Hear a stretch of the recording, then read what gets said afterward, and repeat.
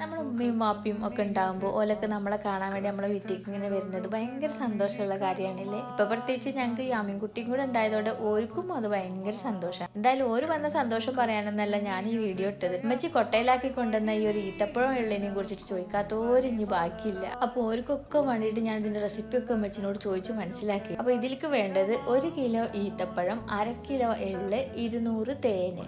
എള്ള് നമ്മൾ കഴുകി ഉണക്കി വൃത്തിയാക്കിയിട്ട് ഒന്ന് പുട്ടുപൊടി പോലെ പൊടിച്ചെടുക്കുക. അതുപോലെ ഈത്തപ്പഴം കുരുവൊക്കെ കളയുക. എന്നിട്ട് നമ്മളത് ഇട്ട് വെക്കാൻ പോണ പാത്രത്തിലേക്ക് കുറച്ച് ഈത്തപ്പഴം ഇടുക, കുറച്ച് എള്ളിടുക, കുറച്ച് തേനിടുക. അങ്ങനെ ലെയർ ആക്കിയിട്ട് ഇട്ടിട്ട് നന്നായിട്ട് അങ്ങോട്ട് മിക്സ് ചെയ്തിട്ട് വെക്കുക. ഇത് കുറേ കാലം കേട് കൂടാതിരിക്കും. കാരണം ഈത്തപ്പഴമൊക്കെ കുരു കളഞ്ഞിട്ടല്ലേ നമ്മൾ ഇടുന്നത്. ഇത് കഴിക്കണ എന്തിനാന്ന് വെച്ചിട്ടുണ്ടെങ്കിൽ നമുക്ക് ചോറൊക്കെ കഴിച്ചു കഴിഞ്ഞാൽ മധുരം കഴിക്കുന്നവർക്കൊക്കെ നല്ലതാണ് കേട്ടോ. കാരണം ഹെൽത്തി ആയിട്ടുള്ള ഒരു സാധനമല്ലേ നമ്മൾ തിന്നുന്നത്.